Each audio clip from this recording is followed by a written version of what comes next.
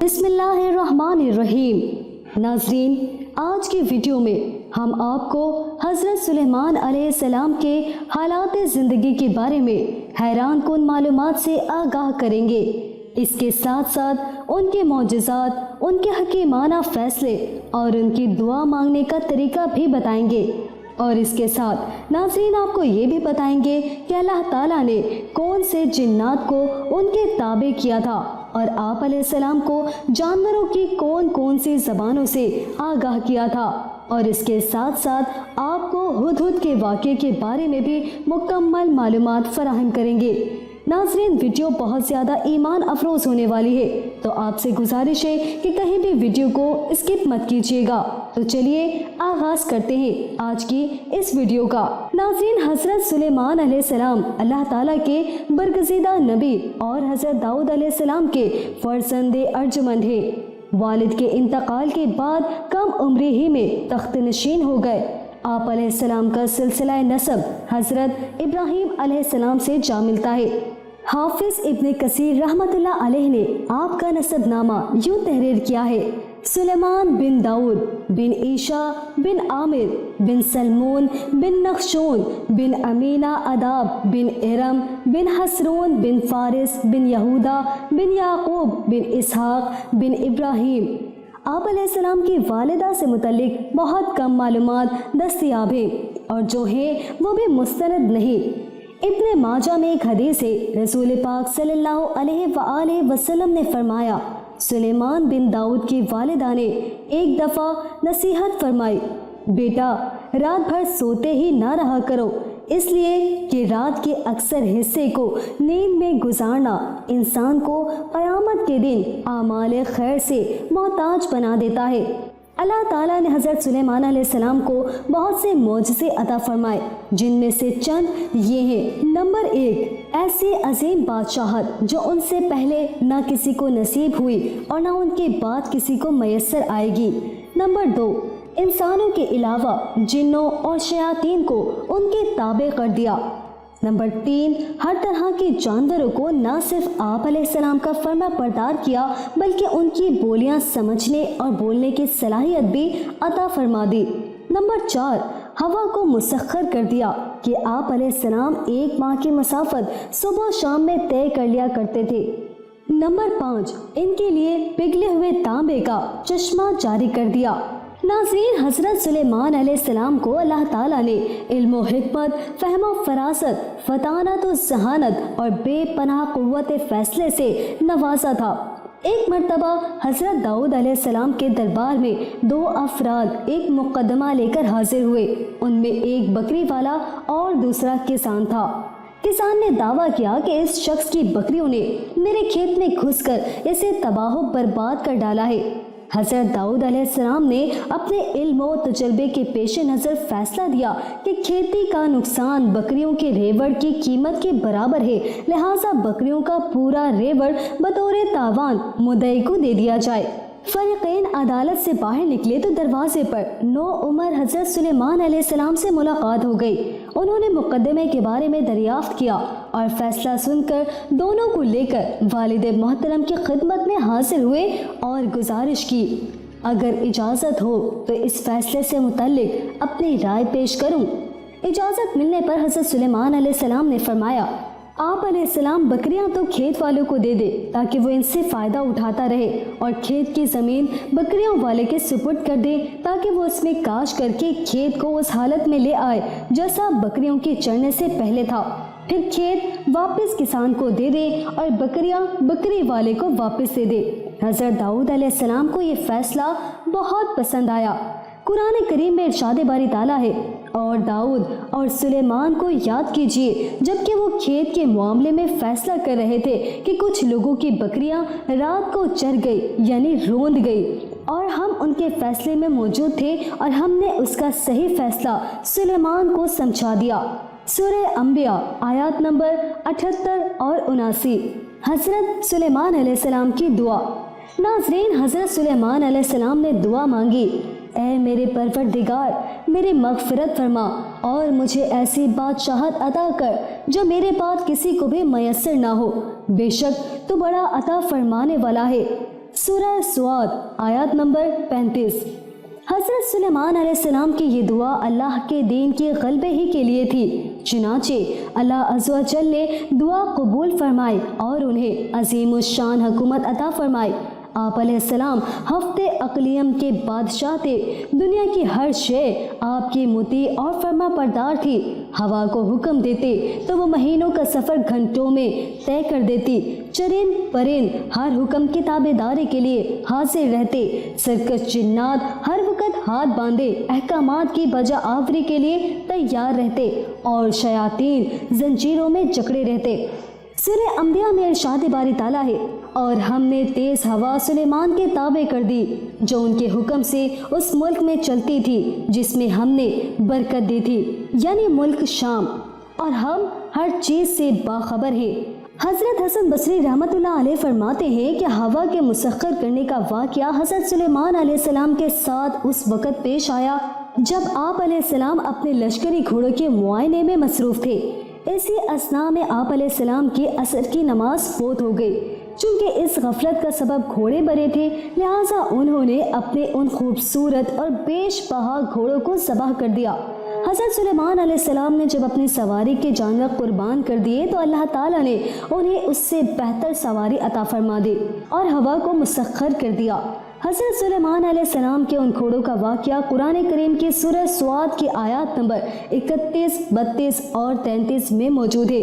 इरशाद बारी ताला है, और हमने सुलेमान के लिए हवा को मुसख्खर कर दिया कि सुबह की मंजिल महीने भर की होती थी और शाम की मंजिल भी, यानी हज़रत सुलेमान अलैहिस्सलाम माए आयान सल्तनत और लश्कर तख्त पर बैठ जाते और जिधर आप अलैहिस्सलाम का हुक्म होता हवाएं उसे उतनी रफ्तार से ले जाती कि एक महीने जितनी मुसाफत सुबह से दोपहर तक की एक मंजिल में तय हो जाती, और फिर इसी तरह एक महीने की मुसाफत दोपहर से रात तक में, यानी इस तरह एक दिन में 2 महीनों की मसाफत तय होती।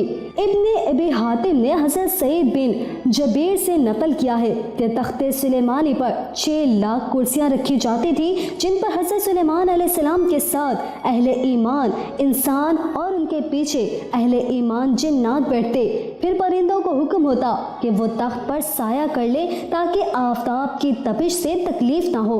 हवा उस अजीम शान तख्त को उठाकर जहाँ का हुक्म होता वहाँ पहुँचा देती। बाज़ रिवायत में है कि इस हवाई सफ़र के वक्त पूरे रास्ते हज़रत सुलेमान अलैहिस्सलाम सर झुकाए अल्लाह के जिक्र और शुक्र में मशगूल रहते। नाज़रीन, अल्लाह ताला ने जिन्नात और शयातीन को भी हज़रत सुलेमान अलैहिस्सलाम का ताबे और फरमा बरदार बना दिया था, जो कि नौकरों चाकरों की तरह आप अलैहिस्सलाम का हर हुक्म बजा लाते। वो आप अलैहिस्सलाम के लिए समंदर की तह से कीमती मोती हीरे जवाहिरात निकाल लाते। हज़रत सुलेमान अलैहिस्सलाम को बड़ी और खूबसूरत इमारतें बनाने का बेहद शौक था, चुनांचे वो आप अलैहिस्सलाम के हुक्म पर शानदार इमारतें बनाते। अगर उनमें से कोई सरकशी करता तो हज़रत सुलेमान अलैहिस्सलाम उसे सजा देते और जंजीरों में जकड़ देते। कुरान करीम में इरशाद है, हमने बहुत से शयातीन भी उनके ताबे किए थे जो उनके फरमान से गौते लगाते थे और इसके सिवा भी बहुत से काम करते थे और उनके निगहबान हम ही थे। इन जिनों में भी 2 तरह के जिन्नात थे। एक तो अहले ईमान थे जो अपने नबी का हर हुक्म मजहबी फरीज़ा समझकर पूरा करते, लेकिन जो जिन काफिर थे उन्हें शयातीन कहा गया। वो अपने कुफर और सरकशी के बावजूद हज़रत सुलेमान अलैहिस्सलाम के ताबे फरमान तो रहते, लेकिन उससे नुकसान का भी अंदेशा था, इसीलिए अल्लाह ताला ने उनकी हिफाजत फरमाई। सूरह सबा में इरशाद बारी ताला है कि जो कोई उनमें से हमारे हुक्म से फिरेगा उसको हम आग का मज़ा चखाएंगे। मुफस्सिरीन फरमाते हैं कि अल्लाह ताला ने एक फरिश्ता मुकर्रर फरमा दिया था जिसके हाथ में आग का सोंटा होता था। जो जिन हज़रत सुलेमान अलैहिस्सलाम के हुक्म से सरताबी करता, फरिश्ता उसे सोंटा मारता जिससे वो जल कर भस्म हो जाता। नाज़रीन गिरामी, कुरान करीम में इरशाद बारी ताला है, और हमने उनके लिए तांबे का चश्मा बहा दिया। अल्लाह ताला की जानिब से हज़रत सुलेमान अलैहिस्सलाम को अता किए गए मौजज़ात में से एक पिघले हुए तांबे के वो चश्मे हैं जिनमें जिन्नात बड़ी बड़ी देगे, लगन, बर्तन और बहरी जहाज़ तैयार किया करते थे। तौरेत और जदीद तारीख़ी तहकीकात से पता चलता है कि हज़रत सुलेमान अलैहिस्सलाम ने बड़े पैमाने पर बहरी तिजारत का सिलसिला शुरू किया था। ایک طرف اسیون جاہر سے ان کی تجارتی جہاز بحر احمر میں یمن اور دوسرے جنوبی و مشرقی ممالک کی طرف جاتے اور دوسری طرف بحر روم کی بندرگاہوں سے ان کا بیڑا، جسے بائبل میں ترسی بیڑا کہا جاتا ہے، مغربی ممالک کی طرف جایا کرتا تھا۔ اسیون جابر میں ان کے زمانے کی ایک عظیم الشان بھٹی ملی ہے۔ آثار قدیمہ کے ماہرین کا اندازہ ہے کہ یہاں ادوم کے علاقے عربہ کی کانوں سے خام لوہا اور تانبا لایا جاتا اور اس بھٹی میں پگھلا کر اسے دوسرے کاموں کے علاوہ جہاز سازی میں بھی استعمال کیا جاتا تھا۔ اس سے قرآن مجید کی اس آیت کا مفہوم واضح ہوتا ہے جو سورہ سبا میں حضرت سلیمان علیہ السلام کے متعلق آئی ہے کہ اور ہم نے ان کے لیے پگھلی ہوئی دھات کا چشمہ بہا دیا۔ ناظرین، اللہ تعالیٰ نے حضرت سلیمان علیہ السلام کو تمام جانوروں حتیٰ کہ چیونٹیوں تک کی بولیوں کے علم سے نوازا تھا۔ ترجمہ: اے لوگو، ہمیں یعنی حضرت سلیمان علیہ السلام پرندوں کی بولیاں سکھائی گئی ہیں۔ سورہ نمل آیت نمبر 16۔ اسی سورہ مبارکہ میں ذکر ہے کہ ایک مرتبہ حضرت سلیمان علیہ السلام اپنے لاؤ لشکر کے ساتھ ایک ایسے میدان سے گزرے جہاں چیونٹیوں کی بڑی بستی تھی۔ چیونٹیوں کی ملکہ نے جب لشکر کو دیکھا تو کہا، اے چیونٹیوں، اپنے گھروں میں گھس جاؤ، کہیں ایسا نہ ہو کہ حضرت سلیمان علیہ السلام اور ان کا لشکر تمہیں پیروں تلے رون ڈالے اور انہیں روندنے کی خبر بھی نہ ہو۔ یہ بات سن کر حضرت سلیمان علیہ السلام مسکرا دیے اور اللہ کا شکر بجا لائے، کہنے لگے، اے میرے رب، مجھے توفیق عنایت کر کہ جو احسان تو نے مجھ پر اور میرے والدین پر کیے ہیں ان کا شکر کروں اور ایسے نیک کام کروں کہ تو ان سے خوش ہو جائے اور مجھے اپنی رحمت سے اپنے نیک بندوں میں داخل فرما۔ حضرت سعدی رحمۃ اللہ علیہ فرماتے ہیں کہ حضرت سلیمان علیہ السلام کے عہد میں قحط پڑا تو آپ علیہ السلام نے لوگوں کو نماز استسقاء کے لیے نکلنے کا حکم دیا۔ جب نماز پڑھنے میدان میں گئے تو وہاں ایک چیونٹی اپنے قدموں پر کھڑی دعا کر رہی تھی، اے اللہ، میں بھی تیری مخلوق ہوں، ہمارا بھی تیرے فضل کے بغیر چارہ نہیں، تو اے اللہ ان پر بارش برسا دے۔ یہ سن کر آپ علیہ السلام واپس آ گئے اور لوگوں کو کہا کہ اب بارش ہو جائے گی۔ ناظرین گرامی، ایک مرتبہ حضرت سلیمان علیہ السلام نے پرندوں کی حاضری لی تو معلوم ہوا کہ ہدہد غائب ہے۔ بغیر اطلاع غیر حاضر ہونے پر آپ علیہ السلام کو غصہ آ گیا اور فرمایا، اگر ہدہد نے غیر حاضری کی معقول وجہ نہ بتائی تو اسے سخت سزا دوں گا اور ذبح کر دوں گا۔ حضرت عبداللہ ابن عباس رضی اللہ تعالیٰ عنہ سے سوال کیا گیا کہ تمام پرندوں میں سے ہدہد ہی کی تفتیش کی کیا وجہ تھی؟ آپ رضی اللہ تعالیٰ عنہ نے جواب فرمایا، حضرت سلیمان علیہ السلام نے کسی ایسے مقام پر قیام فرمایا جہاں پانی نہیں تھا۔ اللہ تعالیٰ نے ہدہد کو یہ خاصیت عطا فرمائی ہے کہ وہ زمین کے اندر کی چیزوں اور زمین کے اندر بہنے والے چشموں کو بھی دیکھ لیتا ہے۔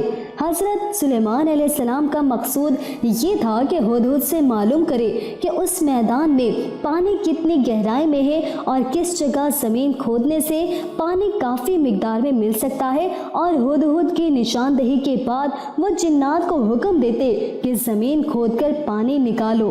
ہدہد قوم سبا کی خبر لے آیا۔ ناظرین، ابھی کچھ ہی دیر گزری تھی کہ ہدہد حاضر ہو گیا اور کہنے لگا، میں آپ علیہ السلام کے لیے ایسی خبر لایا ہوں جس کا آپ علیہ السلام کو علم نہیں۔ میں آپ علیہ السلام کے پاس قبیلہ سبا کی ایک سچی خبر لایا ہوں۔ سبا جنوبی عرب کے مشہور تجارت پیشہ قوم تھی جس کا دارالحکومت مارب موجودہ یمن کے دارالسلطنت صنعاء سے 55 میل شمال مشرق میں واقع تھا۔ یہ 1000 سال تک اپنی عظمت کی ڈنکیں بجاتی رہی۔ پھر 115 قبل مسیح میں جنوبی عرب کی دوسری مشہور قوم حمیر نے اس کی جگہ لے لی۔ عرب میں یمن اور حضر موت، جبکہ افریقہ میں حبش کے علاقے پر اس کا قبضہ تھا۔ مشرقی افریقہ، ہندوستان، مشرق بعید اور خود عرب کی جتنی تجارت ہوتی تھی وہ زیادہ تر انہی سبائیوں کے ہاتھ میں تھی۔ اسی وجہ سے یہ قوم اپنی دولت کے لیے نہایت مشہور تھی، بلکہ یونانی مورخین نے تو اسے دنیا کی سب سے زیادہ مالدور قوم قرار دیا۔ ہدہد نے کہا، اے بادشاہ، میں نے وہاں ایک عورت دیکھی ہے جو اس قوم کی حکمراں ہے۔ اس کو ہر طرح کی آسائش اور سامان میسر ہے۔ اس کا تخت بھی بڑا عظیم الشان ہے۔ میں نے دیکھا کہ وہ اور اس کی قوم اللہ کے بجائے سورج کے آگے سجدہ کرتی ہے۔ ابلیس نے ان کے اعمال ان کی نظر میں مرغوب کر رکھے ہیں اور انہیں راہ حق سے روک رکھا ہے۔ بس وہ ہدایت پر نہیں آتے کہ اس اللہ کو سجدہ کریں جو آسمانوں اور زمینوں کی پوشیدہ چیزیں نکالتا ہے اور جو کچھ تم چھپاتے ہو اور ظاہر کرتے ہو وہ سب کچھ جانتا ہے۔ اس کے سوا کوئی معبود برحق نہیں، وہی عرش عظیم کا مالک ہے۔ حضرت سلیمان علیہ السلام نے فرمایا، اب ہم دیکھیں گے کہ تو نے سچ کہا ہے یا تو جھوٹا ہے۔ میرا یہ خط لے جا کر انہیں دے دے، پھر ان کے پاس سے ہٹ جا اور دیکھ کہ وہ کیا جواب دیتے ہیں۔ ہدہد نے حضرت سلیمان علیہ السلام کے حکم کی فوری تعمیل کی اور خط لے کر ملکہ سبا کے پاس پہنچا۔ روایت میں ہے کہ ملکہ سبا، جس کا نام بلقیس تھا، اس وقت بھی آفتاب کی پوجا کر رہی تھی۔ ہدہد خط اس کے قریب ڈال کر وہاں سے ہٹ گیا۔ حدیث شریف میں آتا ہے کہ 4 جانوروں کو قتل مت کرو: چیونٹی، شہد کی مکھی، ہدہد اور سرد یعنی لٹورا۔ مسند احمد، ابو داؤد۔ ناظرین، سرد یعنی لٹورا کا سر بڑا، پیٹ سفید اور پیٹھ سبز ہوتی ہے۔ یہ چھوٹے چھوٹے پرندوں کا شکار کرتا ہے۔ ملکہ بلقیس نے جب خط پڑھا تو متفکر ہو گئی اور فوری طور پر درباری طلب کر لیے۔ بلقیس کی مجلس شورا کے ارکان کی تعداد 313 تھی اور ان میں سے ہر ایک 10,000 افراد کا نمائندہ تھا۔ ملکہ نے کہا، اے اہل دربار، میری طرف ایک بڑا اہم خط پھینکا گیا ہے جو فلسطین اور شام کے عظیم فرما روا سلیمان علیہ السلام کی جانب سے ہے، جسے بسم اللہ الرحمن الرحیم سے شروع کیا گیا ہے۔ اس میں کہا گیا ہے کہ ہم سرکشی چھوڑ کر اطاعت اختیار کریں اور مسلمان ہو کر سلیمان علیہ السلام کے آگے حاضر ہو جائیں۔ اب تم سب مل کر مجھے مشورہ دو۔ تم جانتے ہو کہ میں تمہارے مشورے کے بغیر کوئی کام نہیں کرتی۔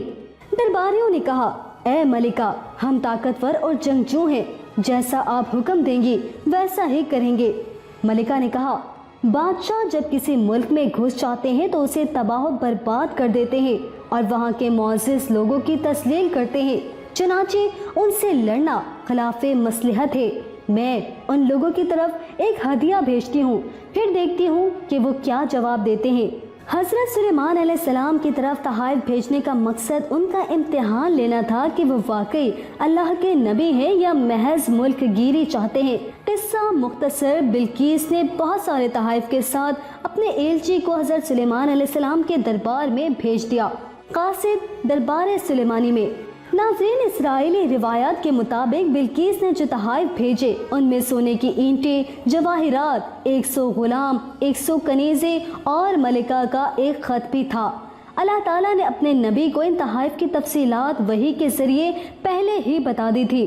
حضرت سلیمان علیہ السلام نے جنات کو حکم دیا کہ شہر میں داخل ہونے والے راستے پر سونے چاندی کی اینٹوں کا فرش بچھا دیا جائے۔ راستے کے دونوں جانب سونے کے عجیب الخلقت جانور کھڑے کر دیے جائے۔ وزراء اور امال سلطنت کی تمام کرسیوں کو سونے کا کر دیا جائے۔ دربار کو ہیرے جواہرات سے مزین کر دیا جائے۔ الغرض، جب بلقیس کے قاصد وہاں پہنچے اور انہوں نے یہ سب دیکھا تو وہ شرمندہ ہوئے اور مرعوب بھی۔ حضرت سلیمان علیہ السلام نے قاصدوں سے کہا، کیا تم لوگ مال سے میری مدد کرنا چاہتے ہو؟ مگر دیکھ لو، جو کچھ اللہ نے مجھے دے رکھا ہے وہ اس سے بہت زیادہ ہے جو تمہیں دیا ہے، لہٰذا تمہارا تحفہ تمہیں مبارک ہو۔ اب تم اپنے تحائف کے ساتھ واپس جاؤ اور اپنے ملکہ سے کہنا کہ ہمارا انتظار کرے۔ ہم ایک زبردست لشکر لے کر آئیں گے جن کا وہ مقابلہ نہیں کر سکیں گی، اور پھر ہم تم سب کو ذلت کے ساتھ وہاں سے نکال پھینکیں گے۔ قاصد نے واپس آ کر ملکہ کو حضرت سلیمان علیہ السلام کا سخت پیغام پہنچایا۔ بلقیس ایک سمجھدار اور دانا خاتون تھی۔ وہ سمجھ گئی کہ واقعی یہ اللہ کے نبی ہیں، لہٰذا اس نے جنگ کے بجائے حضرت سلیمان علیہ السلام کے دربار میں حاضر ہو کر اپنی اطاعت کا یقین دلانے کا فیصلہ کیا، اور وہ شاہانہ ٹھاٹ باٹ کے ساتھ حضرت سلیمان علیہ السلام کی طرف روانہ ہو گئی۔ ناظرین، حضرت سلیمان علیہ السلام کو اللہ تعالیٰ نے وحی کے ذریعے مطلع فرما دیا کہ بلقیس تمہارے فرما بردار ہو کر حاضر ہو رہی ہے۔ چنانچہ حضرت سلیمان علیہ السلام نے اپنے درباریوں سے کہا، تم میں سے کون ملکہ کا تخت میرے پاس لا سکتا ہے؟ قبل اس کے کہ وہ لوگ مسلمان ہو کر میرے پاس پہنچے۔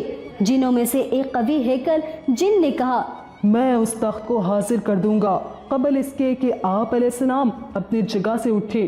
میں اس کی طاقت رکھتا ہوں اور امانت دار بھی ہوں۔ پھر جس شخص کے پاس کتاب کا علم تھا وہ بولا، میں آپ علیہ السلام کی پلک جھپکنے سے پہلے اسے لائے دیتا ہوں۔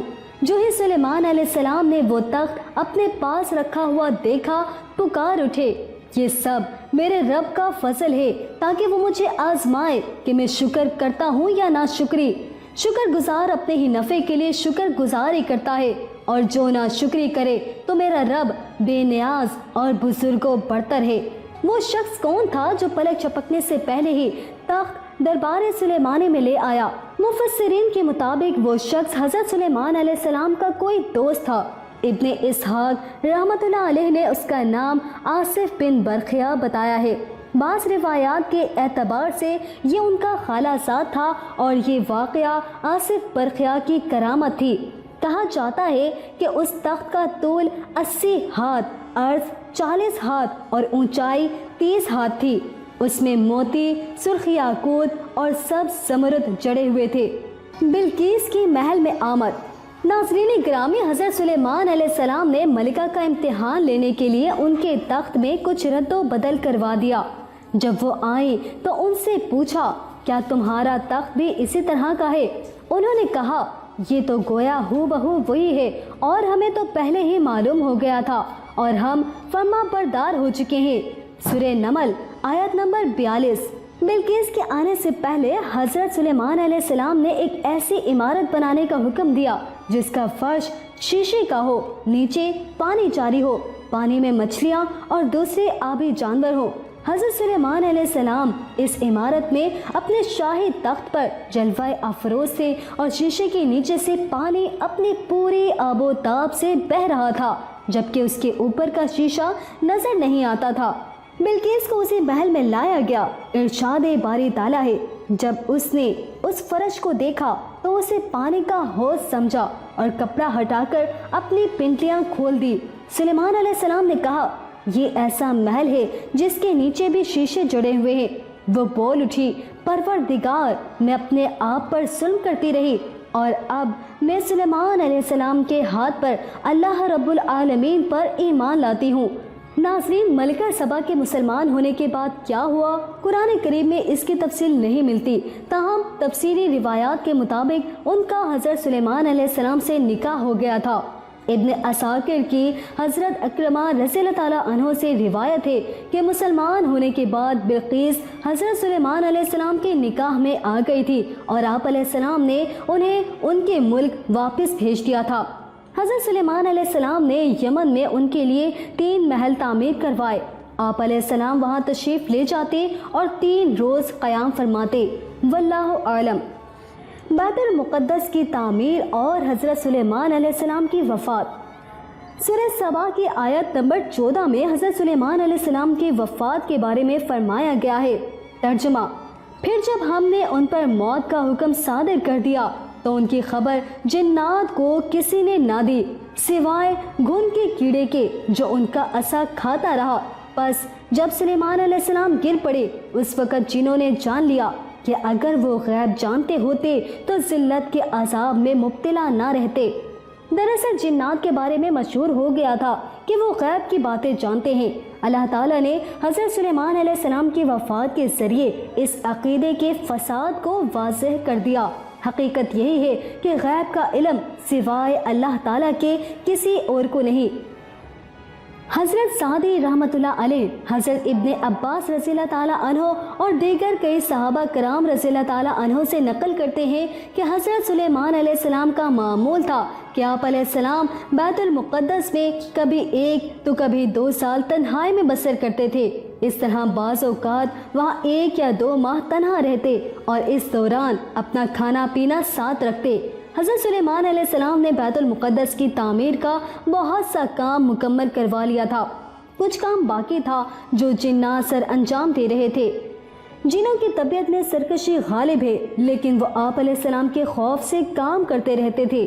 حضرت سلیمان علیہ السلام نے دعا کی تھی کہ اے اللہ، میری موت سال بھر تک جنات سے مخفی رکھنا تاکہ انسان جان لے کہ جنات غیب کا علم نہیں رکھتے۔